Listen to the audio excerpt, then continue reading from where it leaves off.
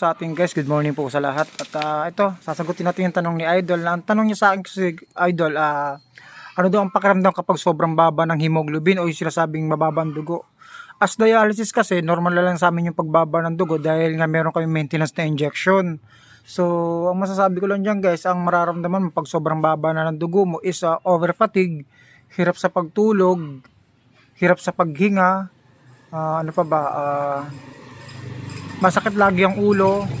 Tapos kapag uupo ka ng matagal sa pagtayo mo, para kang babaksak, nahihilo ka, so para kang lasing, nagwiwigil yung katawan mo. Sobrang ganun guys, ang daming sintomas. So ako as dialysis, ang mga nararamdaman ko pag alam kong mababa yung dugo ko is yung pag-upo ko, tapos bigla akong tatayo na para akong babaksak ulit.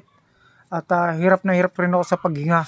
So dalawang sintomas yung nararamdaman ko kapag sobrang baba ng dugo ko. Pag ganun, mababa yung dugo ko, ang ginagawa ko guys ay naglalaga ako ng ampalaya or yung daon ng ampalaya.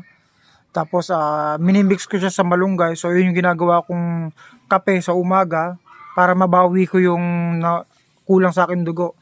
Tapos tsaka ko siya sinasabayan ng ferrous sulfate. So ganun lang. Kung hindi ka pa naman dialysis idol, ang gawin mo lang idol, syempre kumain ka muna ng mga atay. Yan, mas maigi yan kung steam lang yung pagkaluto. Atay or gulay like talbos ng kamote. Yan yung mga maganda sa katawan. Kung hindi ka pa dialysis pero kung nagda-dialysis ka na at may sira ka na sa kidney, iwasan mo syempre yung mga atay, laman loob. So mataas din kasi sa uric acid. So ganun lang idol, marami kasing possible at maraming sintomas yung mababang hemoglobin. Mararamdaman mo naman yan kapag nahihilo ka lagi. Kahit hindi ka pagod, nahihilo ka, normal lang yan. Normal lang yan, mababa talaga ang dugo mo.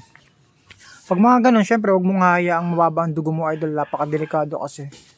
Lalo na kapag nahilo ka sa daan, hindi mo masabi, di ba? Mahirap na. So, ganun lang, idol. Sana nakatulong ako and God bless sa'yo.